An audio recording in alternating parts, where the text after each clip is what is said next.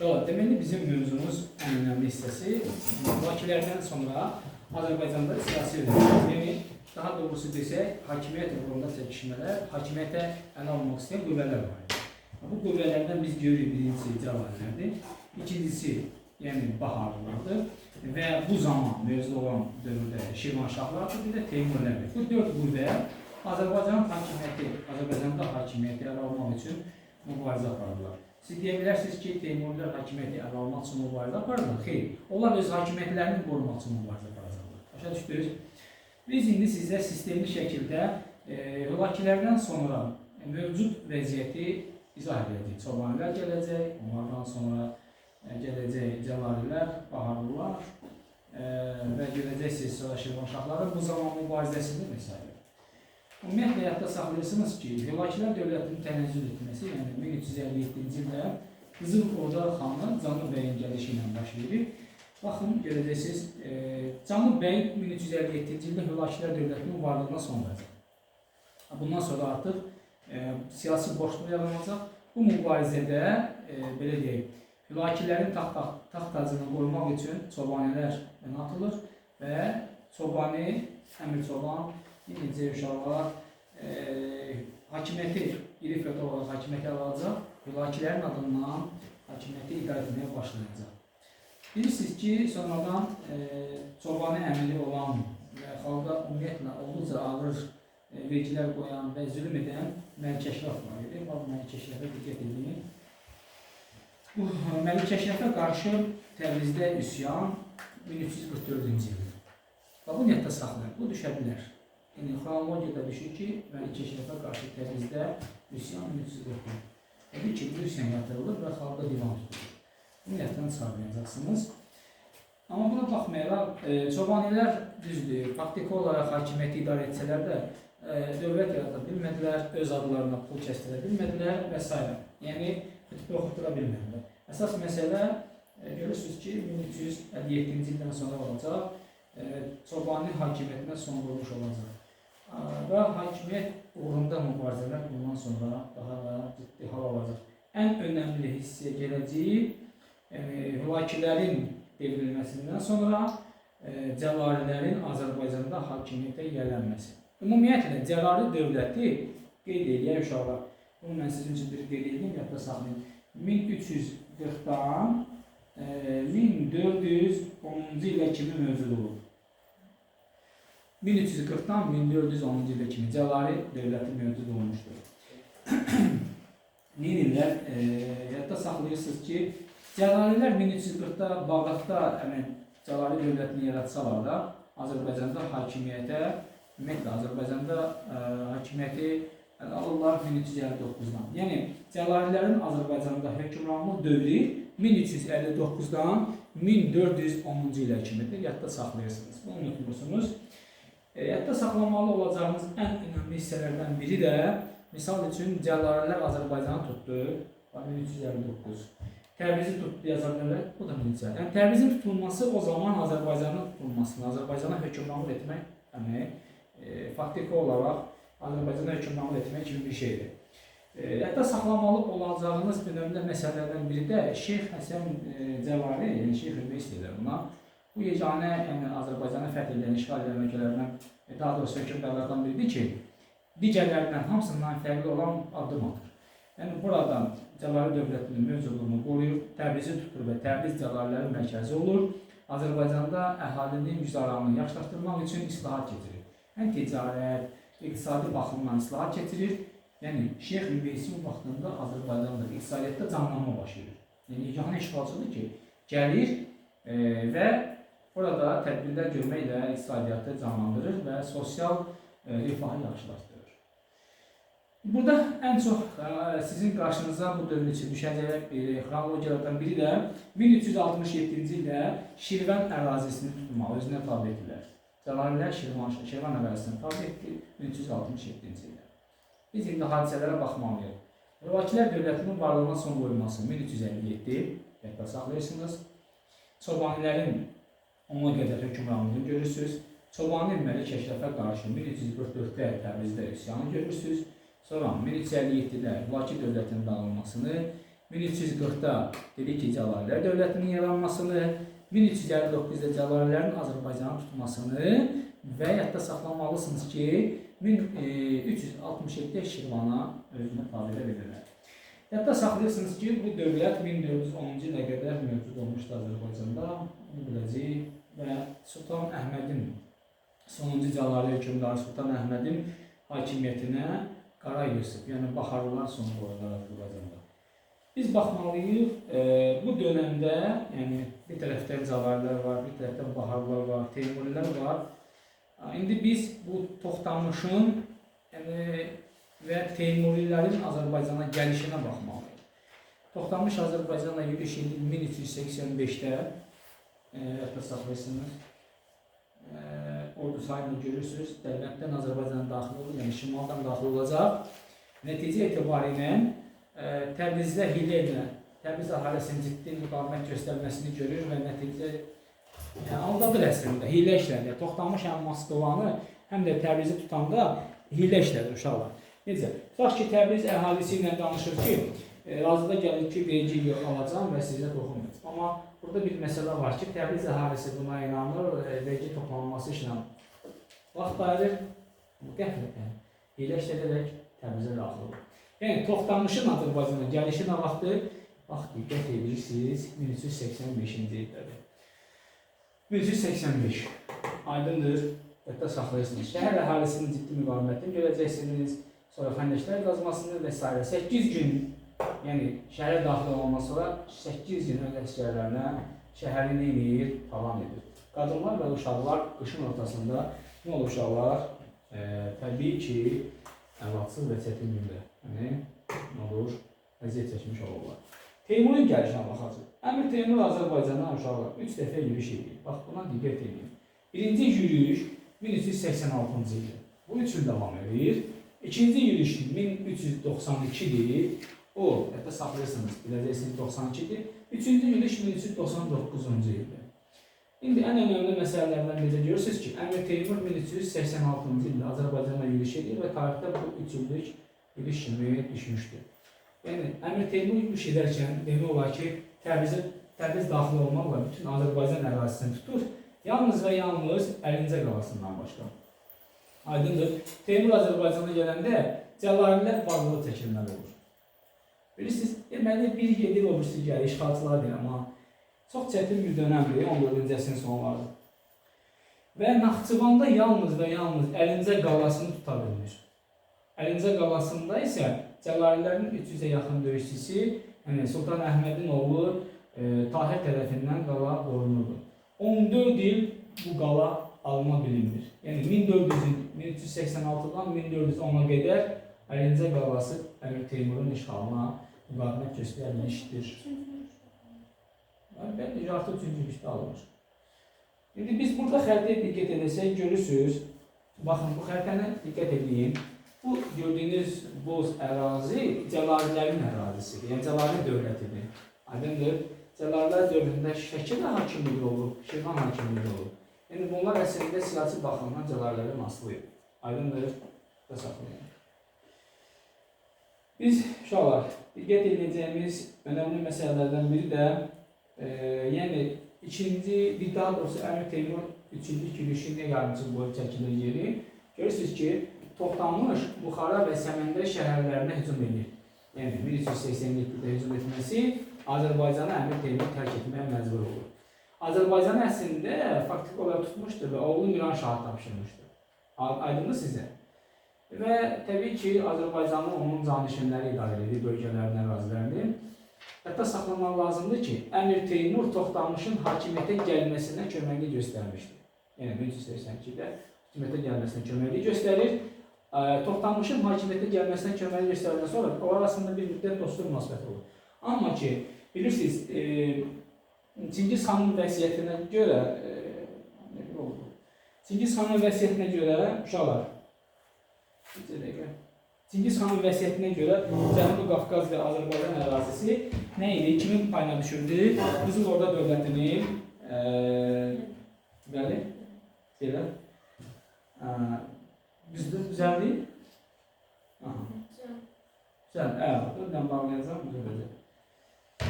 Qızıl Ordanın ərazisi hesab olunurdu. Aydındır. Qızıl Ordanın ərazisi hesab olunurdu. Ona görə onlar arasında ziddiyyət yarandı. Biz diqqətlə baxırıq. Birinci yürüyüş 1386-dır. Demək olar ki, Azərbaycanın 50-ci qalasından başqa bütün ərazisini fəth işğal edir. İkinci yürüyüş gördünüz, 92-də başladı və ikinci yürüyüşdə Təbrizi yerindən tutdu və Seyid Əhməd, Şəki hakimi Seyid Əhməd Əmir Teymurun huzuruna gəlib onun hökmranlığını qəbul edir. Burada çox sadə bir şey var. Yəni, bu zaman Əmir Teymurun yürüyüşü zamanı Azərbaycanda bilirsiniz, mövcud dövlətlər bir cəvarilər idi, bir də ki, Şirvanşahlar idi. Şimalda olan Şirvanşahlar, cəvarilər ümumiyyətlə Teymurun gəlişindən çox çəkilmişlər orada. Amma Şirvanşahlar isə təbii ki, bir real təhlükə qarşısında qalmışdır. Bir Qızıl Orda var idi, hücum edən, bir də ki, Əmir Teymur. Şirvanşah İbrahim, yəni Dərbəndi, İbrahim Dərbəndi neynədir? Yaxın qonşudansa uzaq düşməni seçdi. Çünki bilirdi ki, Qızıl Orda Şirvanşah ərazisini tutarsa, Şirvanşahlar dövlətinin varlığına son qoyula bilər. Fiziki olaraq işğal həyata keçirilər. Amma nə etdi? Əmir Teymurla müttəfiq oldu, Əmir Teymurun yanına gedib bəxşişlər verdi, onun deməli, hakimiyyətini tanıdı. Əmir Teymur da Azərbaycan, ümumiyyətlə, Şirvanın hakimi kimi tanıdı onu və hətta saxlamaq lazımdır ki, Dərbəndin müdafiə hissəsini möhkəmləndirir və bu ərazilərin idarəçiliyini Şirvanşah İbrahimə tapşırır. Diqqət edirsiniz, üçüncü yürüyüşü görürsünüz, hətta üçüncü yürüyüşdən öncə görürsünüz ki, ikinci yürüyüş zamanı Azərbaycanın 1392-də yürüyüş edir Əmir Teymur. İkinci yürüyüşdən Azərbaycana gələnlər 1392-də Azərbaycanda hakimiyyətini tamamilə bərpa edir, yəni tam ərazilərlə keçirəcək. Nəticə etibarilə Azərbaycanı tərk edəcək Dərbənd istiqamətindən. Və 1395-ci ildə Əmir Teymur Toxtamışın xəyanətinə görə onu cəzalandıracaq.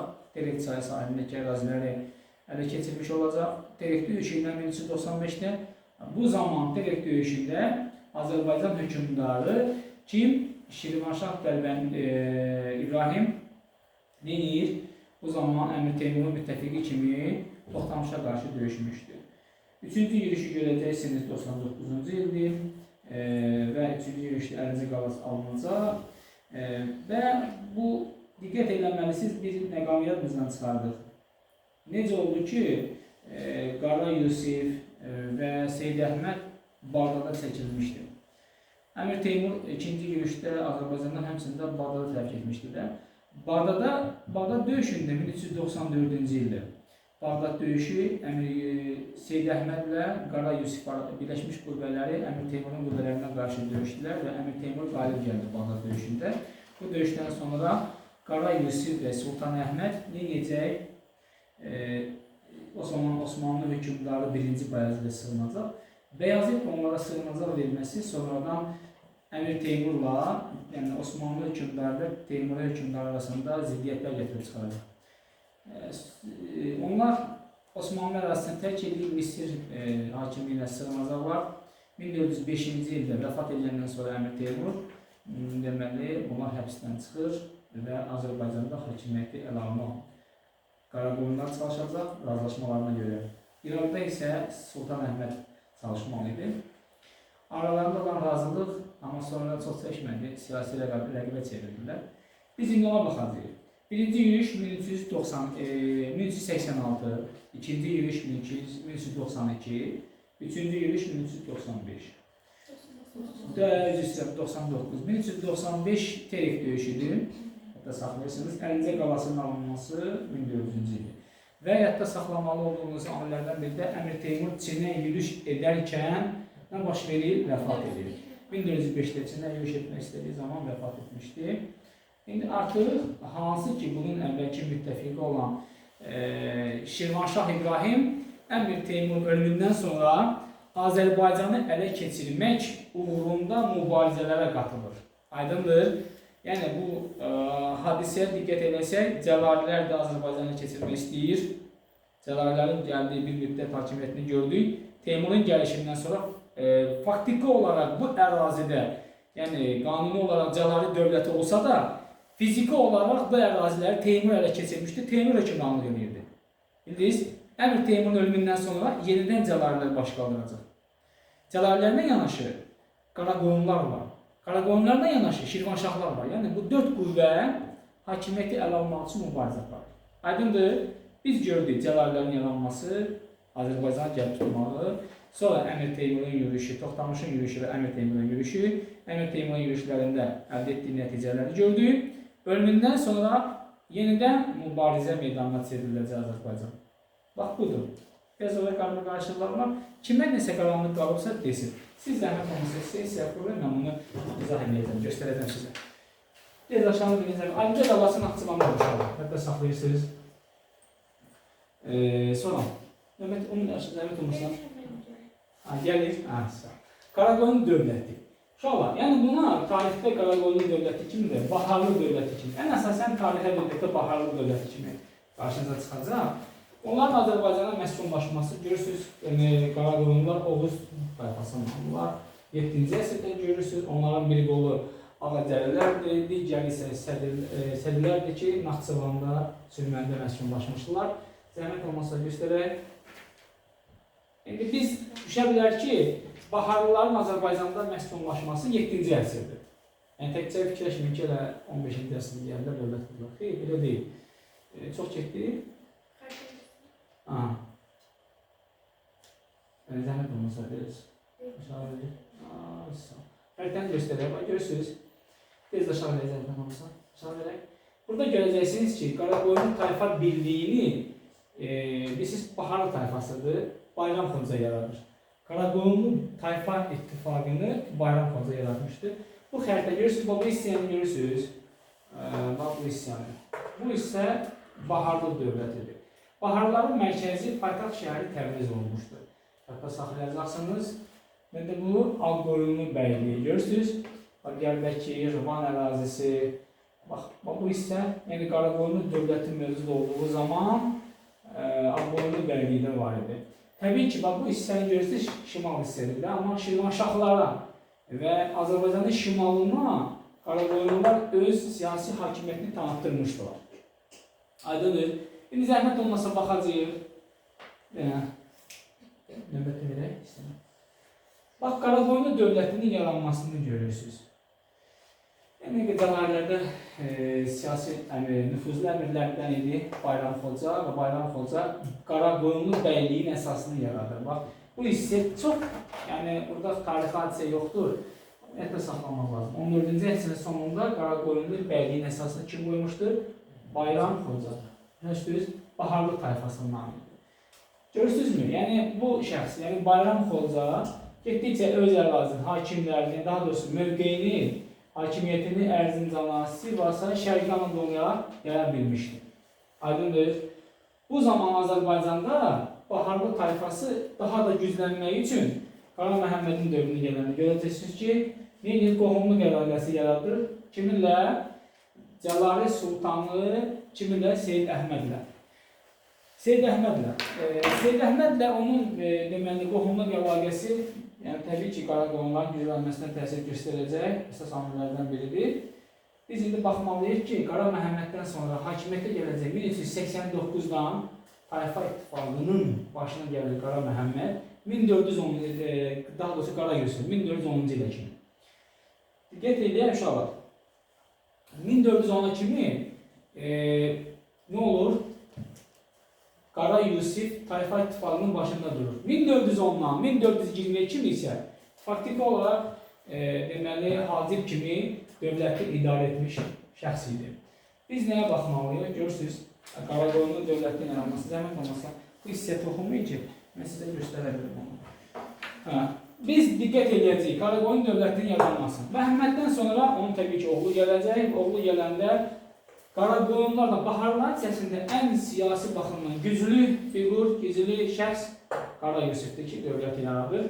Qara Yusif Azərbaycanda Teymurlara qarşı mübarizəyə başlayacaq və bilirsiniz ki, 1406-cı ildə, zəhmət olmasa göstərək. Yəni, Teymurlara qarşı mübarizədə ilk olaraq onu deyək. Teymurlara qarşı mübarizədə Qara Yusif Sultan Əhmədlə ittifaq bağlamışdı. Yəni, həbsdə olarkən onlar razıda gəlmişlər ki, Azərbaycan Təbriz daxil olmaqla Qara Yusifə çatacaq. Bağdad daxil olmaq İraq ərazisi Sultan Əhmədə çatmaq olur. Aydındır. Və biz nəyə görürük uşaqlar? Bununla yanaşı, yəni Cəlalilərlə Teymurilərə qarşı müttəfiq olmaqla yanaşı, Qarayolub Osman bəyə də, yəni Ağqoyunlu bəyliyinin müraciət eləsə də, amma Qarayolub Osman bəy Qara Yusifin nəyini təklifini qəbul etmir. Görəcəksiniz. Bax 1394 Bağdad döyüşü, hatırlayırsınız onu, Əmir Teymurun qalib gəlməsi, biraz öncə demişdik. Biz diqqət eləməliyik, ən əsas məsələlərdən biri də Əmir Teymurun ölümündən sonra baş verəcək mübarizələr. Əmir Teymurun ölümündən sonra Azərbaycan uğrunda əslində müttəfiq sözdə müttəfiq olan Qara Yusifdən Cəvari Seyid Əhməd Teymurlara qarşı mübarizə başlayacaq. Bax gəlir, Qara Yusif Azərbaycana daxil olur qoşunu ilə. Seyid Əhməd isə verdiyi vədə əməl eləmir, meydanı tərk edir, Qara Yusif Teymurlara qarşı meydanda təşkil edir. Bax, bundan Naxçıvan döyüşü də deyəcəklər uşaqlar, diqqət edin. Bax, bundan Naxçıvan döyüşü də deyəcəklər. Və yaxud da Araz döyüşü kimi düşə bilər sizə bu. Bax, neçənci ildir bu? 1406-cı il. Aydındır. Bax, Naxçıvan döyüşü, Araz döyüşü. Eyni döyüşdə, yəni Naxçıvan yaxınında, Araz sahilində döyüş baş verir. Qara Yusiflə Teymurilər arasında. Bu döyüş Qara Yusifin nüfuzunu artıracaq. Və Seyid Əhməd fikirləşirdi ki, Qara Yusif məğlub olacaq, meydanda təşkil olacaq və Teymurlara qarşı mübarizə aparıb Azərbaycanla sahib olacaq. Yəni bir növ siyasi iləşdirib, rəqibinin birini sıradan çıxarmaq istəyirdi, amma baş tutmadı. Qara Yusifin bu döyüşdən sonra, qalib gəlməsindən sonra nə baş verəcək? Onun nüfuzu güclənəcək. Bax, diqqətlə qulaq asırsınız. Bu döyüşdən sonra Qara Yusif qərar alır ki, Teymurilərin neyləsin çıxarsın. Təbriz yaxınlığında Sərdürüt döyüşü 1408-də baş verəcək. Sərdürüt döyüşü nəticəsində Baharlı qüvvələri Əmir Teymurun, daha doğrusu Əmir Teymurun yox, Miranşahın qüvvələrinə qalib gələcək, Miranşah öldürüləcək. Bunun siyasi nəticəsi necə olacaq? Teymurilərin Azərbaycan torpaqlarından çıxarılmasına səbəb olacaq. Yəni, Teymurilərin Azərbaycanda hakimiyyəti uşaqlar 1386-dan 1408-ə kimidir. Aydındır? Onu nəqdə saxlayırsınız. Teymurilər faktiki olaraq Azərbaycanı 1386-dan 1408-ə kimi idarə etmişdir. Teymurilərin Azərbaycanda hakimiyyətinə son qoyan döyüş hansıdır? Sərdürüt döyüşüdür. Teymurilərin ilk dəfə Baharlara məğlub olduğu döyüş hansıdır? Təbii ki, Araz döyüşüdür, Naxçıvan döyüşü. 1406-1408 Baharlarla Teymurilər arasında olur. Yəni, Teymurilərin Azərbaycanda bir daha deyil, hakimiyyətinə kimlər son qoyur, Azərbaycanı tərk etməyə kimlər məcbur edir? Qara Yusifin başçısı ilə Baharlılar. Aydındır, hər kəs aydın oldu uşaqlar. Zəhmət olmasa baxaq. İndi, bundan sonra görürsünüz, yəni onu saxlayın gəlin. Bir sənə saxla zəhmət olmasa. Bax, nə istəyir? Sultan Əhməd artıq fikrini, düşüncəsini tamamilə ortaya qoyur. Sultan Əhməd Qara Yusifə deyir ki, Həmədan yaxınlığındakı mənə yaylarları ver. Və Qara Yusif bundan imtina edir. Bu artıq onların arasında münasibəti daha da kəskinləşdirir. Təbriz yaxınlığında Əsəd döyüşü baş verəcək. Təbriz yaxınlığında Əsəd döyüşü görürsünüz uşaqlar. Diqqət edin. 1410-cu ildə. Bax, Cəlali Seyid Əhmədə və Baharlı Qara Yusif arasında Əsəd döyüşü baş verəcək. Əsəd döyüşündən sonra Cəlalilərin Azərbaycanda siyasi hakimiyyətinə son qoyulacaq. Cəlalilərin bir daha hakimiyyətini deyilir 1359-dan 1410-a kimi, yəni Azərbaycan tarixində Cəlalilər görə bilərik. Cəlalilərin Azərbaycanda hakimiyyətinə son qoyan kimdir? Qara Yusifdir. Və bu hadisədən sonra Seyid Əhmədin yazılı zat alır, hakimiyyətdən əl çəkdiyini elan edir. Çünki faktiki olaraq hakimiyyət olanlar və xalq ondan qəbul etməzdi, yəni əyyamlar qəbul etməzdi. Ona görə imtina etdiyini yazır hakimiyyətdən və bunu səhərsə edam edir. Nəticədə Qara Yusif nə edir? Bax, görürsünüzmü? Döyüşün nəticəsi olaraq Azərbaycan, Ərəb İraqı bütün hakimiyyət kimin əlinə keçir? Qara Yusifin əlinə. Əsəd döyüşündən sonra nəticə olaraq Azərbaycan və Ərəb İraqının bütün hakimiyyəti Ərəb İraqında və Azərbaycanın əsasən də Kürdən cənubdakı hissəsində hakimiyyət Qara Yusifin əlinə keçir. Aydındır və paytaxtı Təbriz olan Qaraqoyunlu, yəni Baharlı dövləti yaranır. Baharlı dövləti 1410-cu ildən 1416-cı 1468'e kimi mövcud olmuşdur. Aydındır. Biz indi bir daha hadisələri xatırlasaq, uşaqlar, diqqət edək. Çox, yəni qısa bir müddətdə bunları bitirəcəm usta. Baxın, nə biz bu indiyə qədər, bu hissəyə qədər, Qaraqoyun dövləti yaranmasına qədər biz nələr öyrəndik? 1340, düzdürmü? 1359, indi sizdən soruşacağam. 1367, düzdürmü? 1385, 1386, 1392, 1394. Mən əslində rəqəmləri yazıb bunun üzərində siyasi hadisələri izah edə bilərdim. Göstərməklə məqsədim odur ki, həm siz göz yaddaşınız möhkəmlənsin, həm də ki, belə rahat olsun sizə. 1394-dən sonra 1399, aydındır? 95 olsun, yaxşı, sən deyirsənsə olsun. 95, 1399, efendim? 99'da 1400 gelir lan. 1400, aha. Sonra görün 1406, aha. 1400, aslında 5 burada yaza bilərik. O 5'i biz aslında sonradan izah edəcəm. Bu gələcək Şirvanşahlar dövründə gəlin yaxşı izah edeyim. Bunu izah edəcəm. 1405, 1406, 1408 və 1410. Gələcək. Hələ biz dövlətin yaranmasına qədər dedik. Dövlətin yaranmasından sonraki hadisələri biz izah eləmədik. Onu da izah edəcək. Gəlin bir daha təkrara kimi qayıdalım. Baxın uşaqlar, burada bir şey yazmamışıq. Kim deyər? Hansı? Hə? Yox, mən dövlətin yaranmasından sonra demədim. Dövlətin yaranmasını 1340-dan 1410-a kimi hansı hadisəni yazmamışıq? 1344. Hə? 1344 dediniz. Aha. Sonra bir hadisədə qalır. Kim deyər? Onu mən xüsusi yazmamışam. Görün diqqətinizi yoxlamaq üçündür. Deyin zəhmət olmasa. Sizcə hansı hadisə qala bilər və o hadisədən sonra hakimiyyət uğrunda mübarizələr baş verəcək? 1357. Aferin Rıza. Rıza deyiləm, İmran. 1357, bəli. 1357. İndi biz görürük ki 1340-da Cəlali dövlət yaranır. Paytaxtda Bağdad olmalı. Kim yaradır? Şeyx Həsən. Aha. Şeyx Hüveys daha doğrusu. Şeyx Həsən. Həsən də deyirlər, Qaraqda Şeyx Hüveys də deyirlər. Ha, Böyük Həsən deyirlər. Baxın, 1344-cü ildə kimlər? Çobanilər nə deyir? Mülakələrdə hakimiyyəti demək olar ki, faktiki olaraq ələ almışdır.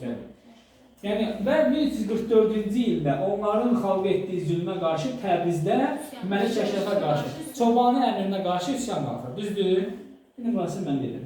57-də hansı hadisə baş verəcək? Hansı Fatihə? Mülakilər dövlətinin varlığına hansı dövlət son qoyacaq? Rabi? Qızıl Orda. Qızıl Orda canlıdır. Yaxşı, Qızıl Orda dövləti son qoyacaq. Ondan sonra da baş verəcək artıq hakimiyyət uğrunda çəkişmələr. Bilməlisiniz ki, Şirvanşahlar, Cəlalilər, Baharlılar, bir də ki, Teymurilərdir ki, nə demək, Azərbaycan uğrunda 14-cü əsrin sonunda mübarizə aparırlar. İlk gələcək kimlər? Cəlalilər. Düzdür? Yəni, mülakilərdən sonra ilk olacaq Cəlalilər. Cəlalilərdən sonra biz gələcək Əmir Teymuru, ondan sonra Baharlıları və bu arada Baharlıların zamanında da Şirvanşahlar 1-ci İbrahimlə nə demək istəyir? Azərbaycanı tamamilə birləşdirmək istəyirdi. Amma qüvvəsinin yetməməsi səbəbindən bu fikirdən daşınır. Gəlin baxalım.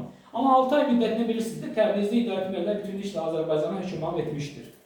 59-da hansı hadisə baş verəcək? Aha. Cəlalilər nə olacaq? Təbrizə yürüş edir və Təbriz tutur. Azərbaycanda nə edir? Hakimiyyətini qurar bilir. 1359-dan neçənci ilə kimi Cəlalilər Azərbaycanda? 1410-cu ilə kimi nə edir? Hakimiyyətdə olurlar. Və 1367-də hansı baş verəcək? Bizə dəqiqə aytacaq, Şirvana kim yürüş edəcək? Kim deyər? Şeyx Hüveys. Şeyx Hüveys kimdir? Cəlali. Deməli, Cəlalilər Şirvanı nə vaxt tutacaq aytaq? 57-də. 67-də, fikir getdi, ev yox. 1385-də hansı siyasətlər baş verəcək? Toxtamış hansı şəhər tutacaq? Təbrizi. Aha. Oradan sonra bəli. Tərk edəcək vasitəsilə. 1386-da üçüncü yürüyüş kimi kim həyata keçirəcək? Əmir Teymurun üçüncü yürüyüşü zamanı Əlincə qalasında savayı demək olar ki, Azərbaycanı tutur. Amma Əmir Teymur 1387-də Azərbaycanı niyə tərk edəcək? Səmərqənd var bu arada. Toxtamış yürüyüş edib Səmərqənd. Bəli. İkinci yürüyüş 92-dir. Burada da Əlincə qalası istisna olaraq Azərbaycan. Və bu hadisədən sonra 92-dən sonra o 1387-də Toxtamışı cəzalandırmaq üçün etdiyi hadisəyə görə Səmərqəndi Buxaranı talan etmişdi də. Cəzalandırmaq üçün Dərbənddən keçəcək və hansı döyüş baş verəcək? Hansı döyüş? Terek döyüşü. Terek döyüşündə Əmir Teymurun müttəfiqi kim idi? Şirvanşah 1-ci İbrahim. Və 1399-da isə 3-cü döyüş baş verəcək. Nəticədə? 1400 Bəli. Baxın, 1405-ci ildə bir neçə hadisəni deyə bilərik. Kür döyüşü də olub və kimin vəfatı var? Əmir Teymur vəfatı. Əmir Teymur hansı əraziyə yürüyüşü? Biz Əmir Teymurun Çinə yürüyüşünün vəfatını, amma Sasani üzərində yürüyüş etmək istəyərkən vəfat edilmiş Hun hökmdarı, Avropa Hun hökmdarından söhbət gedir. Atilla, bəli. Atilla Sasani üzərində yürüyüş edərkən vəfat edir. Hazırlaşa görə. 1405-də Əmir Teymur Çinə yürüyüş etmək istəyirdi ki, vəfat elədi. 1405-ci ildə Əmir Teymurun vəfatından sonra onun müttəfiqi olan İbrahim nə etmək istəyir? Azərbaycanda hakimiyyət uğrunda mübarizəyə qoşulur.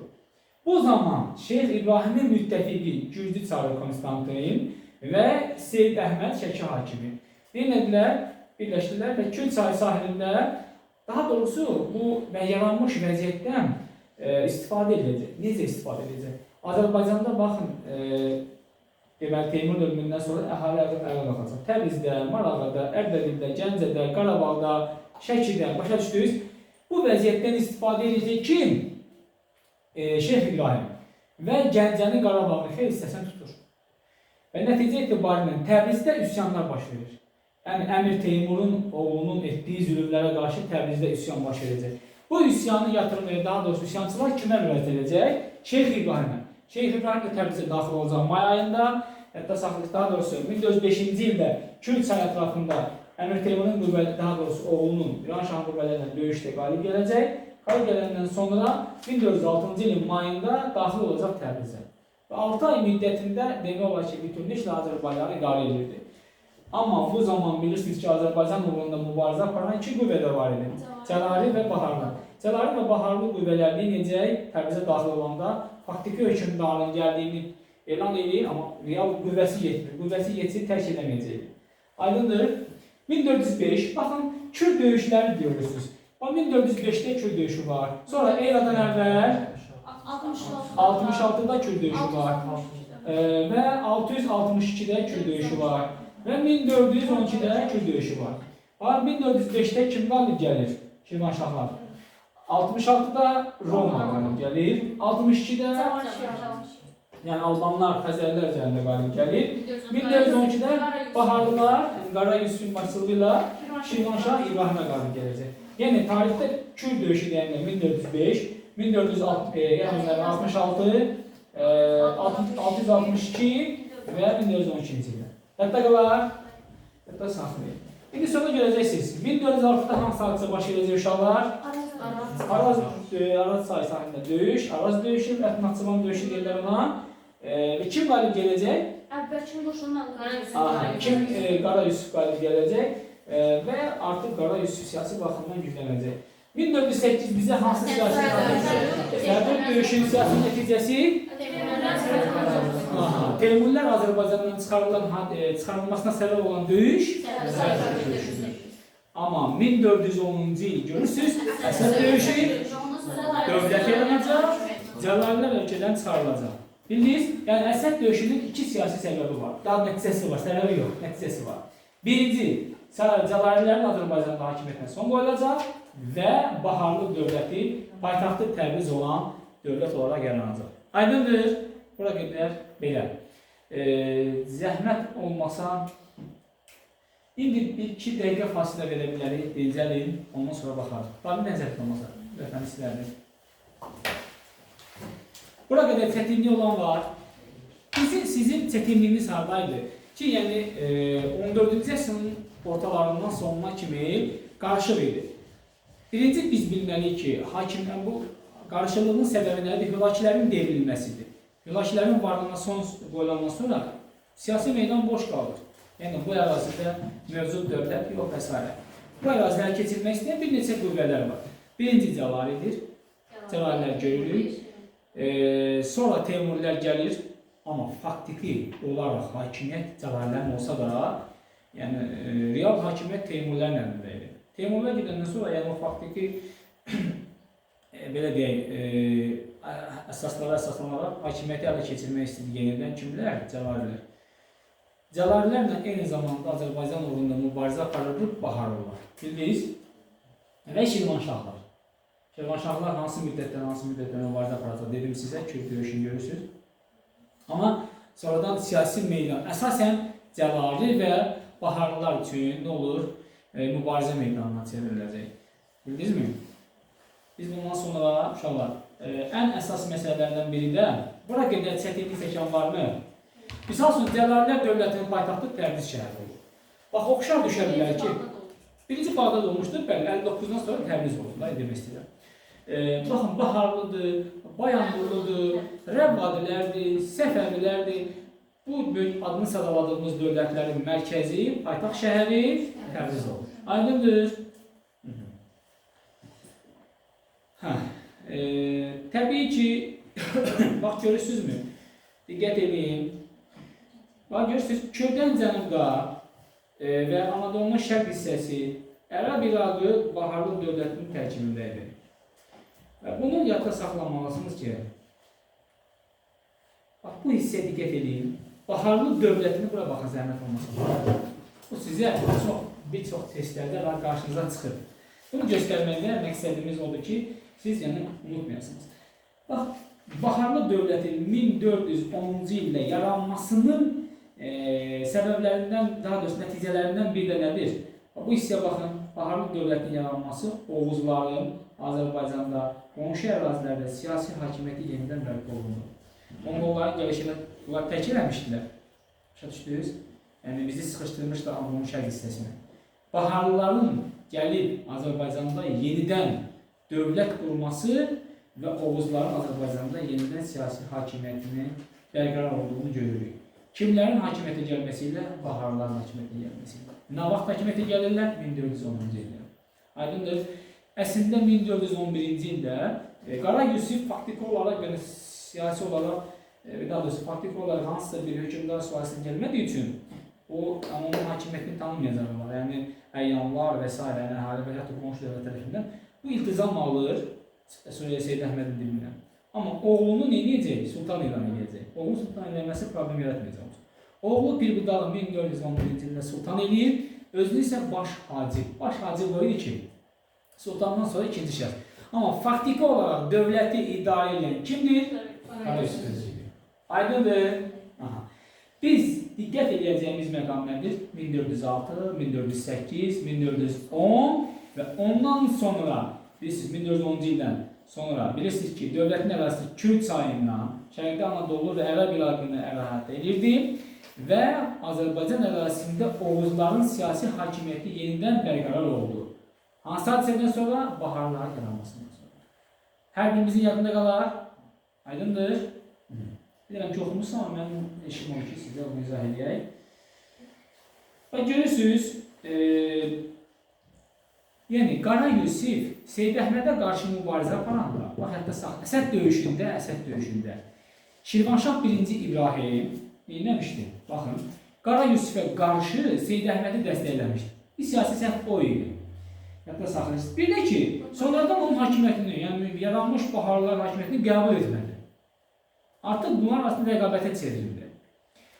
Şirvan hakimini həm Təbrizdə ətraf ərazdə çox, yəni söhbət İbrahimdən gedir, nüfuzu böyük. Amma Qara Yusif bu nüfuzu öz xeyrinə dəyişə biləcək. Qarabağda, Gəncədə, Şirvanda, Təbrizdə, ətraf ərazilərdə xeyli soyuqal torpaqları paylamaq. Başa düşdünüz? Xeyrinə dəyişə bilir. Və 1412-ci il görürsünüz Kür çayı döyüşündə Baharlılarla, Kür çayı sahilində Baharlılarla Şirvanşah və onun müttəfiqləri ilə döyüş oldu. Şirvanşahın müttəfiqi kim idi? Seyid Əhməd, Gürcü çarı, başa düşdünüz? Bir də Şirvanşah, Gürcü çarı, Seyid Əhməd, yəni Şəki hakimi. Kimə qarşı döyüşdülər? Qara Yusifə qarşı. Bu döyüşün nəticəsində Qara Yusif qalib gələcək. Bəli, hakimiyyətini şimaldan yarada biləcək. Və 3 ay müddətində onu həbsdə saxlayacaq, sonra bir taxta yəni Şirvanın hakim kimi tanıyacaq, yenidən qalacaq hakimiyyətə Şirvanda. Kim? Daha doğrusu İbrahim Məhəmməd. İbrahim Məhəmməd kimi, İbrahim Dərbəndi. İndi biz burada baxırıq ki, Qara Yusif, diqqət edirsinizmi? Yəni Qara Yusifin, yəni yetki siyasət, Teymuri hökümdarı Şəhruxu narahat edir. Amma buna baxmayaraq bir neçə döyüşdə Qara Yusifə məğlub olmuşdur, qalib gələ bilməmişdir. Qara Yusifin 1420-ci ildə ölümündən sonra hakimiyyətə oğlu İskəndər gəlir, Qara İskəndər, yəni Böyük İskəndər deməkdir. Alaşkert döyüşü Teymurilərlə kimlər arasında? Baharlılar, yəni Qaraqoyunlar arasında baş verir. Alaşkert döyüşünün nəticəsi nə olacaq? Qara İskəndər, yəni Baharlılar, yəni və yaxud da Qaraqoyunlar məğlub olacaq. Kim qalib gələcək? Şəhrux qalib gələcək. Və nəticədə diqqət edirsiniz ki, bax, Şirvanşahlar, Ağqoyunlar əlbir fəaliyyət göstərirlər. Kimə qarşı? Təbii ki, Qaraqoyunlara qarşı. Şəhrux dəstəkləyirlər. Şəhrux Azərbaycanda faktiki olaraq yəni, hakimiyyətini tanıtdırmışdı, amma boşunu saxlamamışdı. Hakimiyyətini tanıtdırmaqla kifayətlənmişdi. Yəni, buradakı dövlətlər, yəni hakimlər Şəhruxun hakimiyyətini tanımasıyla kifayətlənirdi. Biz görəcəyik ki, Qara İskəndərdən sonra ən çox düşən, testə düşən kimdir? Cahanşahdır, bir də Qara Yusif. İndi mən sizə bir şey deyim, yadda saxlayın. Həm Qara Yusif, həm də Cahanşah Osmanlılarla dostluq münasibəti saxlamışdı. Bəli, Osmanlılarla dostluq münasibəti elə ki, bizi çəksin. Çəkə biləcəkmi? Çəkir bizi yoxsa yox? Çəkmir, ev yox. Elə çəkir. Baxın, uşaqlar aslında görür də. 1436-cı ildən 1467-yə kimi Cahanşah hakimiyyətdə olur. Cahanşahın dövründə 2-ci Bayazidlər, Qara Yusifin dövründə isə, daha doğrusu Cahanşahın dövründə 2-ci Mehmedlə, Qara Yusifin dövründə isə 1-ci Bəyazidlə dostluq münasibətlər saxlanılmışdır. Hətta saxlanılır. Aydındır. Biz görürük ki, diqqət edin uşaqlar, burada önəmli məsələ nədir? 1436-dan 1444-ə qədər, yəni Teymuri Şəhruxun ölümü qədər, 44-də hətta siz həyatda saxlanmalısınız ki, Cahanşah yəni Azərbaycan ərazisində xristianların, xüsusən də onun ermənilər gedilər, məskunlaşmasına icazə verilmişdir. Hətta saxlayın. O atinə. 1447-yə kimi neyləmişdi? Teymurilərdən asılı vəziyyətdə dövləti idarə etmişdi. Aydındır. Amma görürsünüzmü? Sultan II. Mehmed Cahanşahı Ərəb və Əcəm xalqlarının sultanını, türk və deyilən sultanlarının sahibi adlandırırdı. Ərəb və Əcəm xalqlarının sultanını, türk və deyilən sultanlarının sahibi adlandırırdı. Yəni, Cahanşahın dövründə və Qara Yusifin dövründə Osmanlılarla nə olmuşdular? Dostluq münasibətində olmuşdular. Aydındır. Yaza bilər ki, atası kimi, yəni Cahanşah haqqında doğru fikri müəyyən edin. Baxın, haberdə ola bilər. Atası kimi Osmanlılarla dostluq münasibəti qurmuşdur. Doğrudur. Herat müqaviləsini bağlamışdır. Herat müqaviləsi nə vaxt uşaqlar? 59-da. Bilirsiniz, hətta saxlanmalısınız. Herat müqaviləsi kiminlə bağlamışdır? Teymuri Əbu Səidlə. Deməli, Teymurilər üzərində sonradan eləmişdi, qalib gəlmişdir. Və Herat müqaviləsindən görə təzminat alıb geri qayıtmalı oldu. Geri qayıtmasının səbəbi nə idi uşaqlar? Bəli. Həsənəli bəy kim idi? Pirmidar. Üsyan qaldırmalarına görə ölkənin geri qayıtmalı oldu. Və çəkişmələr görürsünüz. İndi Teymurilərdə hakimiyyət çəkişmələri olacaq. Əbu Səid gələcək, amma Cahanşah Əbu Səidlə asıllıq qəbul etməyəcək. Növbəti zəhmət olmasa çevirək. Göstərim sizə. Biz burada öyrəndik 1412 Kür döyüşü, siyasi nəticəsi. Baharlar qalib gələcək, Azərbaycanın şimalına hakimiyyətlərini yaya biləcək. Kim yayacaq hakimiyyətini şimala? Aha. Kür döyüşü dedi. Hansı neçənci illərdə baş verir Kür döyüşü? Aha. Sonra 1962-də var. Erednəmlər 66-da var. Erednəmlər 66-da Kür döyüşünün digər Kür döyüşlərlə müqayisəsini versələr, hilə yoluyla. Bu hiləni kim işlətmişdir uşaqlar? Pompey, İmperator Pompey yoxsa? Sərkərdə. Görürsünüz, bax nə edəcək? Cahan Şahın fəaliyyətinə baxacaq. Cahan Şahdan düşür dediyimiz kimi. Nələr? Onlar dedim sizə. 47-yə kimi asılı vəziyyətdə idarə edəcək. Amma nə edəcək? Bu, iqtisadi və hərbi tədbirlər görəcək. Nə üçün? Dövləti gücləndirmək üçün. Hərbi islahat keçirəcək. Hanı hərbi islahat keçirəcək? Var mı? 100% keçirir hərbi islahat. Hərbi islahat keçirəcək. Hərbi islahat keçirəcək. Ordunu gücləndirəcək. Ondan sonra, və diqqət edək, Cahan Şah kimlərlə mübarizə aparır? Teymurlərlə və Ağqoyunlularla, yəni Bayandurlarla. Kiçik Asiyada, yəni olan Ağqoyunlularla mübarizə aparsa da uğurlu olmur. Deməli, iqtisadi və hərbi tədbirlər görür. Dövləti gücləndirmək üçün, ordunu gücləndirmək üçün hərbi islahat keçirir. Ağqoyunlarla mübarizədə uğur qazana bilmir. Amma 14-cü əsrin 50-ci illərində Əcəm İraqını, İsfahanı, Qum şəhərini, hətta saxlayırsınız, Yəzd və Kirmanı ələ keçirir. Diqqət edirsiniz. Cahan Şah yaza bilər ki, Cahan Şaha aiddir. Əcəm İraqını və İsfahanı ələ keçirmişdir. Doğrudur, 14-cü əsrin 50-ci illərində. Aydındır, daha da 15-ci əsrin 50-ci illərində. Yəni bu hakimiyyətdə 1450-ci ildə söhbət edirsə, 15-ci əsrdə. Aydındır mı? Hərbi islahat keçirmişdir. Ordunu gücləndirmiş, Ağqoyunlarla apardığı mübarizəsi uğursuz olmuşdur. Amma Teymurlərlə qarşı mübarizədə uğurlu olmuşdur. Və Yəzdi, Qumu, Kirmanı, İsfahanı, Aydındır, Ərəb İraqını ələ keçirmişdir. Və Herata daxil olur.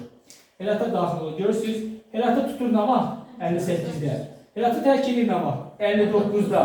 Tərk etməsinin səbəbi nədir? Həsən Əli Təbrizdə və Pirbudağın isə Bağdadda qiyam qaldı. Qiyam nə idi ki? Hakimiyyəti əl keçirmək istəyirdi də. Bu Həsən Əli sonuncu hökmdar olacaq, Mirzə Həsən Əli. Aydındır. Bildiniz mi? Neyini? Cahan Şah nə iş görür? 36-dan təbii ki, 67 kimi dövləti idarə edəcək. İqtisadi və hərbi tədbir görəcək. Hərbi islahat keçirəcək. Ordunu gücləndirəcək. Atası kimi? Görürsünüz, Osmanlılarla dostluq münasibəti saxlayacaq. Aydındır. Ağqoyunlarla mübarizədə uğur qazanmayacaq. Amma Teymurlərlə mübarizədə uğur qazanacaq. Ərəb İraqını, daha doğrusu Əcəb İraqını, İsfahanı, Qumu, Kirmanı və Yəzdi tutacaq. 58-də Heratı tutacaq. Aydındır. Herat müqaviləsi bağlayıb geri qayıdacaq. İndi biz zəhmət olmasa göstərək. Bura qədər aydındır sizə uşaqlar. Görürsünüz ki, geri qayıdır. Baxın, ən bizə lazım olan hissə nədir? Sülh müqaviləsi bağlayıb Heratı tərk edəcək 59. Bunu bildik. Bax, dövlətin zəiflədən amil nədir? Bax, bu hissəyə baxın. Dövlətin zəiflədən amil nədir? Nə ola bilər? Tez-tez başlayan qiyamlar. Bildiniz? Daxili çəkişmələr. Bildiniz mi? Əhalinin güzaranını pisləşir və etirazlar baş verir. Yəni, Qaraqoyunlu, Baharlı dövlətini zəiflədən nədir? Daxili qiyamlar və çəkişmələr edir. Nəticədə bundan yararlanan, yəni əhalinin vəziyyəti pisləşir, təbii ki, hakimiyyəti müdafiə eləməyəcək. Tez-tez qiyamlar, yəni feodallar arasında qiyamlar baş verəcək, çəkişmələr, hakimiyyətə gəlmək üçün çəkişmələr baş verəcək. Düzdürmü? Bu vəziyyətdən kim çətinlik çəkəcək, kim belə deyək, əziyyət çəkəcək? Təbii ki, kəndlilər, aşağı təbəqə. Aydındır. Belə bir vəziyyətdə kim istifadə edəcək? Bayandurlu Həsən bəy. Yəni sonradan Həsən padşah olacaq. Bildiniz mi? Həsən bəy necə 1467-ci ildə Muş döyüşündə Cahan Şahı məğlub edib Cahan Şah öləcək. Və Cahan Şahdan sonra 68-ə kimi Həsən Mirzə olacaq və 68-də Qaraqoyunlu dövləti necə sübut edəcək. Həsən Əlini də Həsən bəy necək? Ümumiyyətlə, sıradan çıxarmaqla Qaraqoyun dövləti sübut edəcək. Aydın oldu mu? Deməli, dövləti zəif edən nədir? Tez-tez qiyamların baş verməsi, çəkişmələrdir. Bundan istifadə edəcək Həsən bəy. Ne baş verəcək? Toqquşacaq, döyüş olacaq. Muş döyüşü 67-dədir. Kim qalib gələcək? Bayandurlular. Bayandur dövlət deyil ha. Yaza bilər ki, Bayandurlu dövlətinə aiddir. Sadalaya bilər.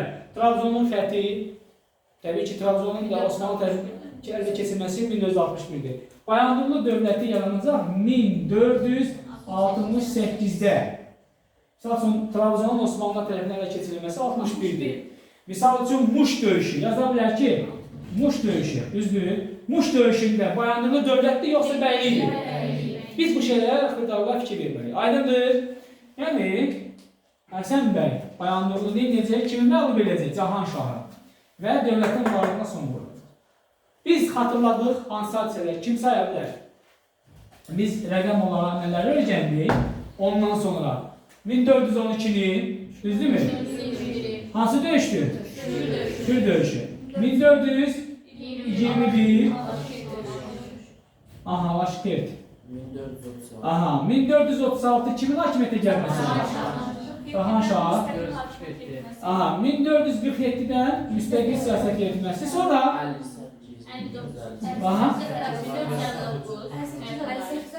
58-də Heratın tutulması, 59-da Herat müqaviləsi, 67 Muş döyüşü, 68-də nədir? Dövlətin süqut etməsi. Aydındır. İndi biz sizə sual versək ki, dövlət, daha dövləti yox, tayfa ittifaqını kim yaratmışdır? Bayramdır.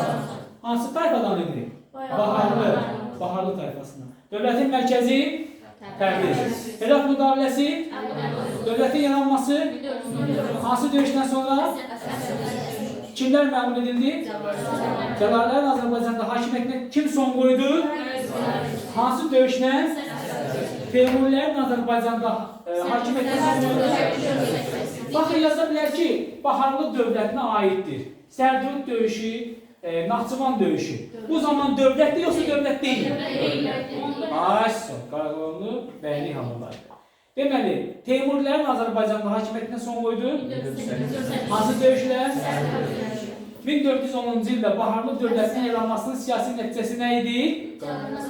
Oğuz türklərinin Azərbaycanda, bəli, nəticəsi biri, Cəlalilər Azərbaycanda hakimiyyətinə son qoyulacaq.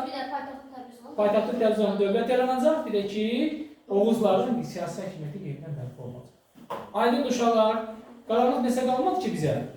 Qala bilməz, qala bilməz. Siz əslində ağıllı uşaqlarsınız. Hə? Biraz sual cavab eləyərik, yoxsa yox? Hazırsınız. Bayandurlu dövlətini izah edəcəm. 2 dəqiqə fasilə verirəm. Efendim? Öldürmək istəyirsiniz.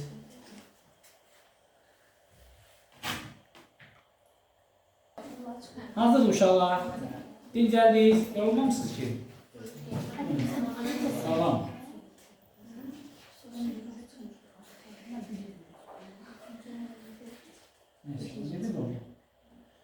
Hə, uşaqlar, indi isə baxaq Bayandurluyənin Ağqoyunlu dövlətinə. Diqqət edəyək, zəhmət olmasa. Görürsünüz, xəritəyi də nəzərə salalım. Eyni ilə Baharlı dövlətinin ərazisini əhatə edir. Sadəcə olaraq Baharlıdan bir hissə baxın. Bir hissədə nə vardır? Görürsünüzmü? Bayandurlu bəyliyi var idi. Amma bunlarda isə tamamilə Baharlıların ərazisini əhatə edir və Azərbaycanın şimalına da həm Baharlı kimi, həm də ki Baharlılar kimi də bunlar da şimala təsir edilmişlər, güclərini yayılmışlar. Gəlin baxalım, bunlar nə vaxt gəldilər və nə vaxt bəylik yaratdılar, sonra tayfa ittifaqı bəylik yaratdılar, sonra dövlətə çevirilər, diqqət edəyəm. Və görürsünüz, bunlar da təbii ki, Oğuz türkləri idilər, Dəzlər və Fərhad çayının şimalında, Anadolunun şərqində yaşamışdılar. Bayandurlu bəyliyinin, daha doğrusu tayfa ittifaqını pəhləvan vaxt diqqət edirsiniz. Bayandurlu bəylik, daha doğrusu tayfa ittifaqının əsasını Pəhləvan bəy, bəyliyinin əsasını isə Qarayolub Osman bəy qoymuşdur. Qarayolub Osman bəy öz adına pul kəsdirir, ərazini genişləndirmiş. Qarayolub Osman bəy Osmanlılarla müttəfiq idi. Başa düşdünüz? Osmanlılarla müttəfiq idi, yadda saxlayırsınız.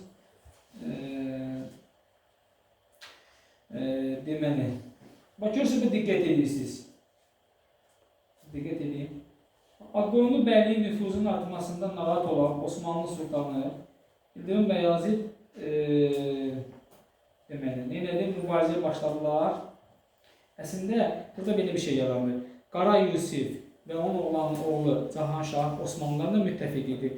Bu isə, söhbət kimdən gedir? Qarayılıq Osman bəy isə Əmir Teymurla müttəfiq idi. Və Əmir Teymurla Osmanlılar arasında, yəni 1-ci Bəyazid arasında Ankara döyüşü baş verəcək. Ankara döyüşü nə vaxt baş verəcək? 1402-də. Ankara döyüşünün siyasi nəticəsi nə olacaq uşaqlar? Bəli, Avropanın Osmanlı işğallarından xilas etmiş oldu. Türk müsəlman aləminə böyük zərbə dəymiş oldu. Bəli, Konstantinopolun işğalı gedişdi. Hansı hadisədən sonra? Ankara döyüşündə Əmir Teymurun müttəfiqi olan Azərbaycan hökmdarı Şirvanşah İbrahim idi. Yadda saxlayırsınız. Biz nəyə fikir veririk? Görürsünüz ki, Ağqoyunlu bəyliyinin nüfuzunun artmasından narahat olan kim idi? Osmanlı İldırım Bəyazid idi. Aydındır. Bu da Osmanlılara qarşı Teymurilərlə müttəfiq olur. Teymurilərin qalib gəldiyi Ankara döyüşündən sonra şərait yaranır da bu Ağqoyunlu bəyliyi üçün. Nə olur? Ərazilərini genişləndirməyə şərait yaranır. Hansı döyüşdən sonra? Ankara döyüşündən sonra. Aydındır. Diqqət edirik. Bax, görürsünüzmü? Ağqoyunlu dedi ki, tayfa ittifaqı Pəhləvan bəy. Amma neyləməsi? Dedi ki, tayfa ittifaqı Pəhləvan bəy. Amma bəyliyi isə Qarayılıq Osman bəy yaratmışdır. Biz görürük ki, bəyliyin ən qüdrətli nümayəndəsi Uzun Həsəndir. 53-cü ildə təbii ki, qardaşı Cahangirə əslində onu öldürür, taxta çıxır və yadda saxlayırsınız ki, Bayandurlu bəyliyin hakimiyyətini 53-cü ildən ələ alır. Yəni 1453-dən 1468-ə kimi bu bəyliyin başçısıdır. 68-dən isə 1478-ə kimi hökmdar kimi idarə etmişdir. Aydındır, yadda qalar. Və görürsünüz ki, diqqət edirsiniz. Yenə hakimiyyətə ələ alınır. Yəni, qəribdə Osmanlılarla şərqdə Qaraqoyunlu dövlətindən sərhəd idi. Hələ dövlət yaranana qədər iki qüdrətli dövlətin arasında qalmışdır. Diplomatik manevrlərlə ilgili çox uzaq görən şəxsiyyət idi və onun hakimiyyətinin gücləndirilməsində anası Sara xatındır. Yəni şərqdə diplomat qadın kimi Azərbaycan tarixində böyük iz qoymuş Sara xatını görəcəksiniz. Və 68-in sonunda görürsünüz nə edir? Həsən Əlini hakimiyyətdən salıb ümumiyyətlə və paytaxtı Təbriz olmaqla Azərbaycanda Bayandurlu dövlətini yaradır. Və Diyarbəkirdən Xorasana, bax, indi bunların ərazisinə baxırıq. Diyarbəkirdən Xorasana, hər kəs görür. Diyarbəkirdən Xorasana Kür çayından İran körfəzinə qədər olan əraziləri əhatə edir Bayandurlu dövlət. Biz demişdik, Kürdən cənuba, Şərqi Anadolu, Ərəb İraqı isə əhatə edir hansı dövlət? Baharlı dövlətdir. Diqqət edin, gözümü? Diyarbəkirdən Xorasana Kür çayından İran körfəzinə qədər olan əraziləri əhatə edilmişdir. Hansı dövlət? Bayandurlu dövləti. Və görürsünüz ki, yeni dövlətin yaranmasını Teymuri Əbu Səid dinində qəbul etmirdi. Muğan ərazisində onu 1468-də Həsən bəy deyir, Bayandurlu bəy, hələ dövlət yaratmayıb. Həsən bəy deyir, məğlub edir kimi Əbu Səidi. Başa düşdünüz? Bundan sonra əsas rəqibi kim olacaq? Osmanlılar.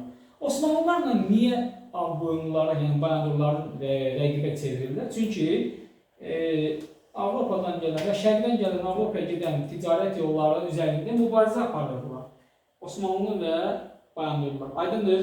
Ümumiyyətlə, Həsən padişahının əsas xarici siyasətdə başlıca məqsədi ipək ticarətini qaydaya salmaq idi.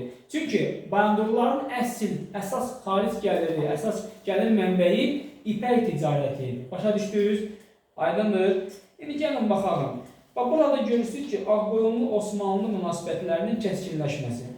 Yəni, Ağqoyunluların Avropaya çıxaracağı ipək bilirsiniz də hansı ərazidən keçirdi? Trabzon krallığından keçirdi. Və onun qızı ilə Dəspinə xatunla evlənmişdi ki, o müttəfiqlik əsasında bu ərazidən, yəni Trabzon krallığından Avropaya nə idi? Birbaşa ticarət əlaqəsi yarada bilmişdi. Və Konstantinoplun fəthindən sonra, 1453-dən sonra şərqdən qərbə gedən ticarət yollarını ələ keçirməyə çalışan 2-ci Mehmet, yəni Trabzon krallığının da, imperiyasını da nə demək? Fəth etmək, ələ keçirmək başlıca məqsəd hesab edildi. Görürsünüz, Kiçik Asiyada xristian müştərini ləğv edir, yəni Bizansın qalıqlarını ləğv edir. Başa düşdünüz? Məqsəd nədir? Şərqdən gələn ticarət yollarına nəzarət ələ keçirsin. Bunun üçün başlıca amil nədir? Trabzonu ələ keçirməkdir. Trabzon nə vaxt ələ keçirəcək? 1461-də. Bax, görürsünüzmü ki, Sara xatunu göndərir ki, qarşısında iki məqsəd qoyur ki, yəni birinci, istəmirdi ki, hələ dövlət yaranmamışdır, hələ dövlət 68 yaranacaq. Dövlət yaranmamış, bəylik sıradan çıxsın, çünki Osmanlı dövləti kimi bir qüdrətli dövlətlə üz-üzə gəlsin. İkinci də, yəni çalışırdı ki, ticarət məsələsini qaydaya qoysun. Osmanlıların Bayandurlar üzərinə hücumunu, yəni qarşısını alır, hücumundan daşındırır, amma Trabzona ələ keçirmək fikrindən döndürə bilmir. Aydındırmı? Və görürsünüz, Bizans imperiyasının son qalığı olan Trabzon krallığı süqut elədi 61-ci ildə. Aydındır, hətta saxlayırsınız bunu. Burada diqqət edəcəyimiz məqamlar Trabzonun fəthi və Trabzonun fəthindən sonra şərqdən qərbə gedən ticarət yolları tamamilə Osmanlıların əlinə keçdi. Bu isə xarici ticarətdə, ipək ticarətində gəlirlərin azalmasına səbəb olacaq. Kimin? Bayandurlar. Aydındır.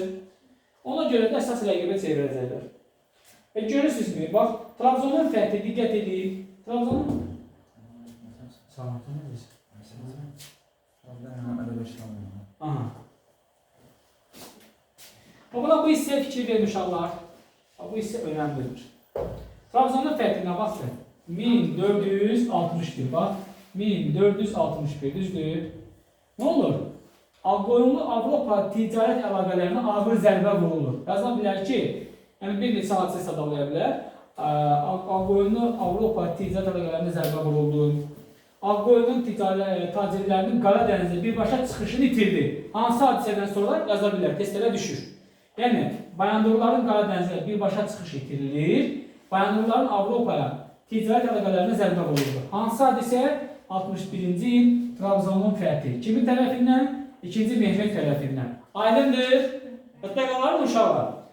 Görürsünüz, yəni burada Sara xatun sülh müqaviləsi bağlasa da 2-ci Mehmetlə o müvəqqəti oldu.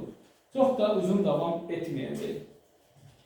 Avropanın ümid yeri təbii ki, Bizans dağılandan sonra Osmanlı güclənəcək və Osmanlının Avropaya doğru irəliləməsinin qarşısını ala biləcək yeganə qüvvə Bayandurlar idi.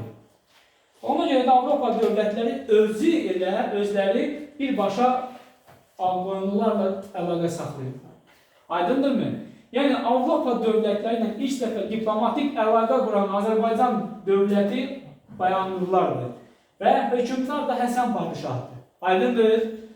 Hansı Avropa dövlətləri ilə? Venesiya, Polşa, Macaristan, Neapol krallığı, Kipirlə, Papa ilə, bax Roma papası ilə əlaqələr saxlamışdır. Aydındır sizə?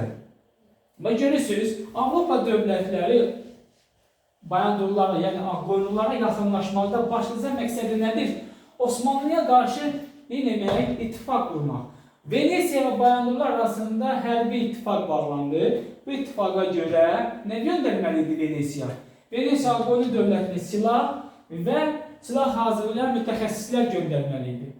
Amma nədilər? Venesiya aldatdı onları. Bir şey yaddan çıxdı burada uşaqlar, deyim sizə. 1461-də Qoylisar döyüşüdür. Qoylisarda uğurlu tərəf Bayandurlardır. Amma buna baxmayın. Bəli. Trabzonun fəthinin qarşısını almaq üçün Qoylisarda üzə gəldilər və Bayandurlarla Qoylisar döyüşü 1461 Bayandurlu bəyliyi Osmanlı üzərində uğurlu əməliyyat, yəni uğur əldə eləsə də, amma ki, sonraki hadisələr nəzərə alaraq sülh danışıqlarına üstünlük vermişdi Həsən bəy. Başa düşdünüz? Qolisar döyüşü 1961. Gələk var. 72-də hansı döyüş baş verəcək? Görürsünüz, Aral dəniz sahilindən 20 min qoşunla çıxsa da, Karaman bəyliyin arasından Aral dəniz sahilinə çıxsa da, amma ki, Venesiya nə odlu silah göndərdi, nə də ki, mütəxəssis. Aydındır. Və burada Beşir döyüşü baş verəcək, düzdürmü? Beşir döyüşü, valla bura baxın, 1472 Beşir döyüşü. Osmanlı qüvvələri məğlub etdi. Kimi? Bayandurları. Aydındır. Qoylisarda Bayandurlar qalib gələcək, Beşirdə Osmanlılar qalib gələcək. Görürsünüz, 61-dən əldə edilmiş sülh Osmanlı və Bayandurlar arasında sülh razılaşmasına son qoyuldu və müharibə mərhələsinə keçirildi. 61-dən 72-yə qədər sülh dövrüdür. 72-dən sonra isə nə baş verəcək? Müharibə. 73-də bilirsiniz, Avqustun 1-də Malatya döyüşüdür. Malatya döyüşündə Bayandurlar qalib gələcək. Görürsünüz, məharətdən, sərkərdən məharətindən istifadə edərək qalib gəlir.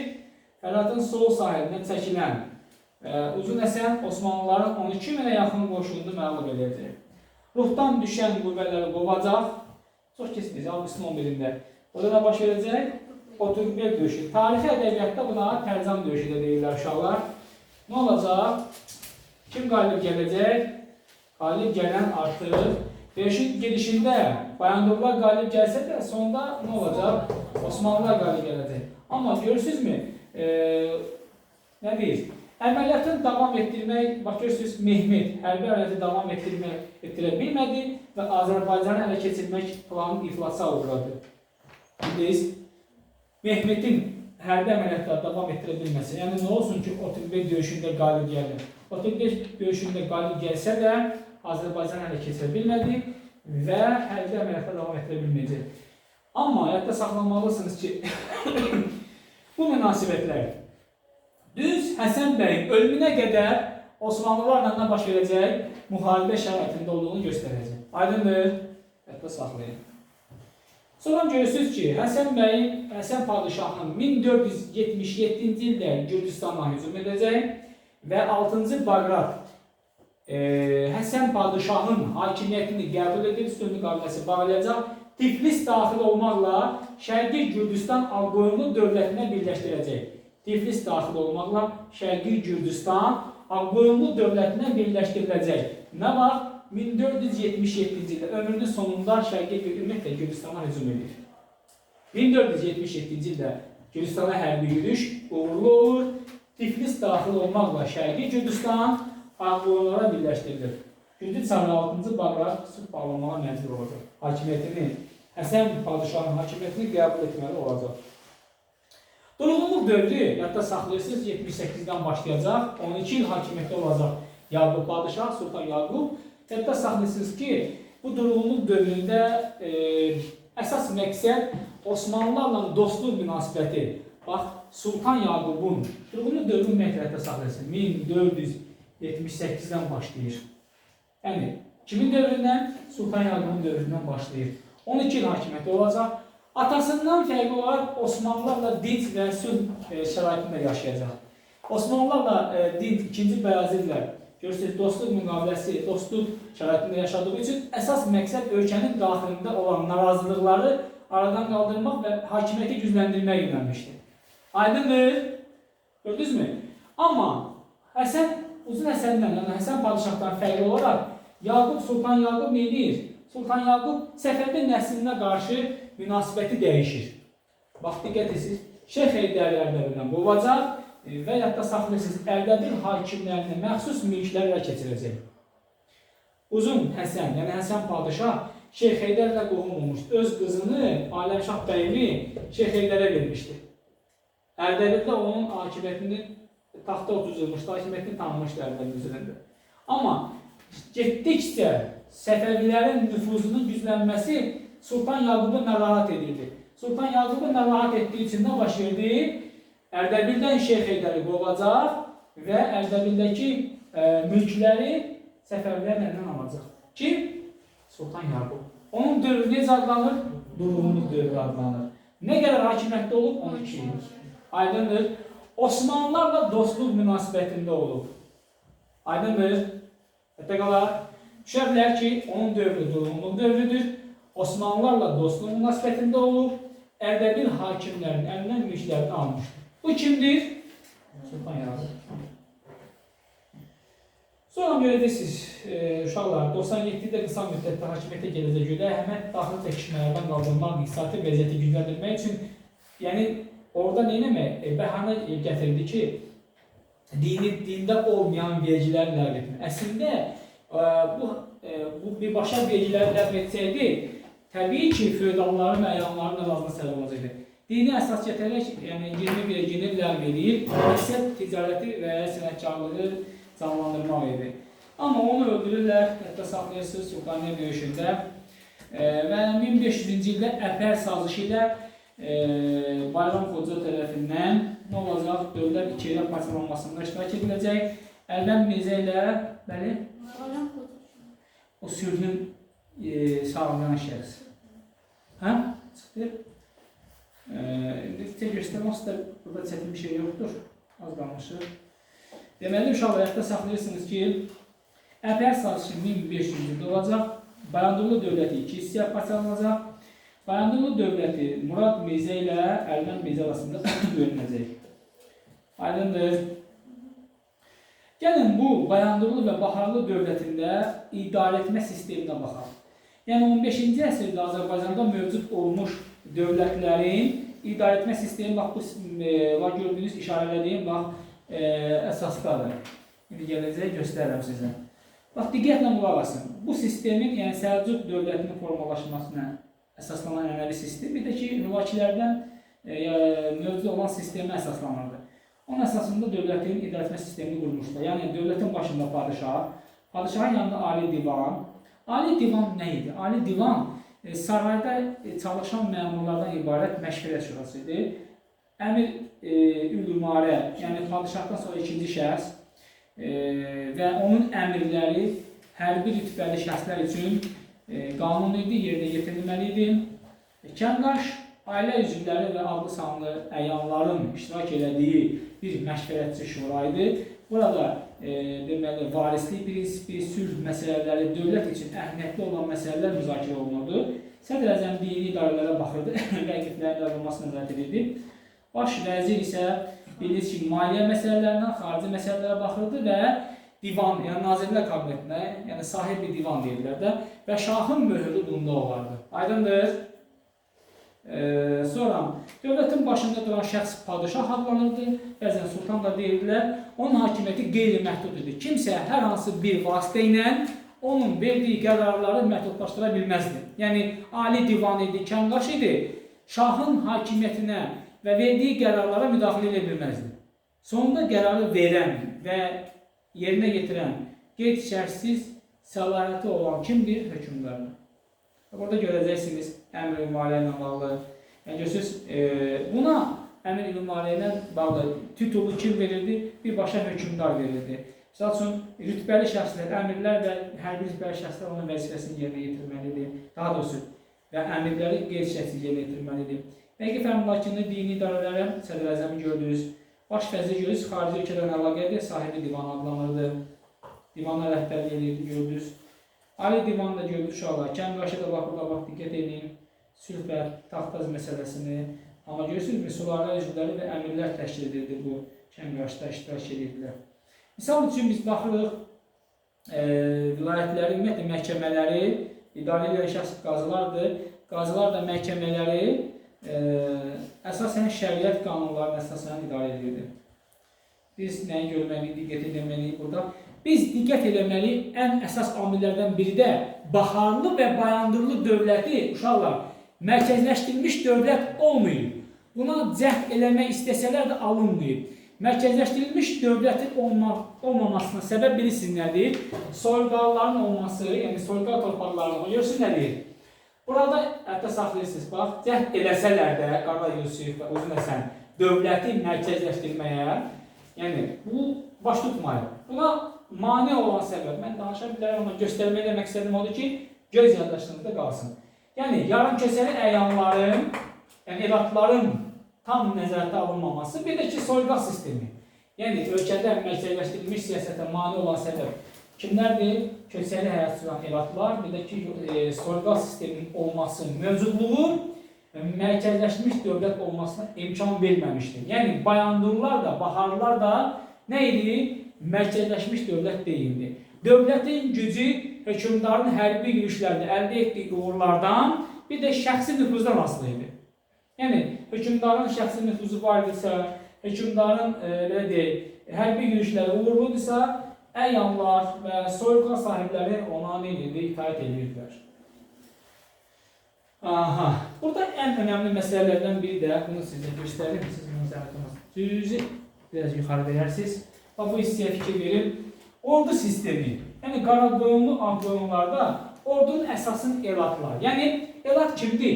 Köçəri həyat sürən maldarlardan təşkil olunur. İki hissədən ibarət edir. Bir daimi hissə, bir də ki, müharibə zamanı yığılan hissə. Daimi hissə illik maaş alırdı. Yəni, o elatlar ki var idi, müharibə zamanı yığılırdı. Onlar isə, belə deyək, hərbi əməliyyatlar zamanı maaş alırdı.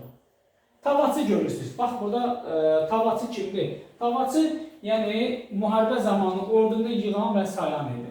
Xas əskərləri, yəni ordunun əsasını təşkil edən daimi qoşun hissəsi idi. Bir daha deyirəm, Bayandurlu, Qaraqoyunlu, Baharlılarda ordu iki hissədən ibarət idi. Bir daimi hissə, bir isə müharibə zamanı yığılan hissə. Yəni, elatlardan təşkil olunurdu. Başa düşdünüz? Elatların, bax görürsünüzmü? Elatlar əsasən müharibə zamanı yığılırdı və onlar əməliyyatlar zamanı maaş alırdı. Amma daimi hissə adlanan xas əskərləri var, gördünüzmü? O xas əskərləri dediyimiz daimi hissə illik maaş alırdı. Yəni, hər ilin 12 ay maaş alırdı. Bunların müharibə zamanı yığan, sayan, orduya müharibə hazırlayan kimdir? Tavaçılardır. Qaraqoy hissəsi isə kəşfiyyatçı hissə idi. Aydındır. Hətta qalar. Zəhmət olmasa göstərək. Mən sizə burada Şirvanşahlarla bağlı bilmək danışmaydı. Çünki onu mən sizə dərsin gelişində danışdım. Zəhmət olmasa, burada ordunun istifadə etdiyi silahlardır, nizə, ox, mizraqlar və s. Yəni buna ehtiyac yoxdur. Zəhmət olmasa çevirək. Yalnız saxladı, aşağı bir zaman oxunu göstərim sizə. Yəni zəhmət olmasa. Zaman oxuna baxaq. Yaxşıdır bu. Zaman oxu əgər mən desəydim. Bax, 1500-cü il. Əhvəl sahəsi. 73. Malatya döyüşü, 31 döyüşü. 72. Beşer döyüşü. Bir də ki, Venesiya və nə? Hərbi müqavilə. 68. Qaraqoyunların süqutu. 61. Bir də ki, Trabzon fəth. 53. Aha. Biz burada görürük ki, 73'ü gördük. Malatya 31 döyüşü. Əhvəl sazişi, Beşer döyüşü, Venesiya ilə hərbi müqavilə. 68'i gördük, 61'i. 68'də həmçinin də Teymuri Əbu Səid, yəni Teymurlərin məğlub edilməsidir. Aydındır. Göstərək. Keçək. Uşaqlar, Şirvanşahlarla bağlı gələcəkmi? Burada Şirvanşahlarla bağlı hansı mən sizə danışdım. Yəni, istəyirsiniz, çox yormayayım sizi. Əgər nəsə burada qaranlıq qalırsa, sizə izah edeyim. Bilirsiniz, biz göstərək. Burada Teymurun gəlişi, orada Teymurla müttəfiqliyin seçməsinin səbəbi, Kürd döyüşü və s. Yerək yanılmaması göstərir deyəcəm. Yəni, burada elə bilirəm ki, dərsin girişində danışdım sizə, hər hansı bir problem olmadı. 1382 hissə nəyə xatırladır? Aha, Dərbəndədən öncə hansı sular hakimiyyət edir? Kəsardan öncə? Məzərlər. Məzərlər nə vaxt gəlmişdi? 861-dən. Nə vaxtda kimi? Kəsarlərin ilk nümayəndəsi 1-ci Mənsəvdir. O Slavyanlarla mübarizə aparır mı? Aparır. Aha. Burada baxaq, zəhmət olmasa. Uşaqlar, bir də qaldı burada Ərdəbil hakimliyi. Ərdəbil hakimliyi səfərləri keçəndə keçərik. Yaxşı, bura qədər nəsə sualınız varsa deyə bilərsiniz. Mən də onu izah edə bilərəm.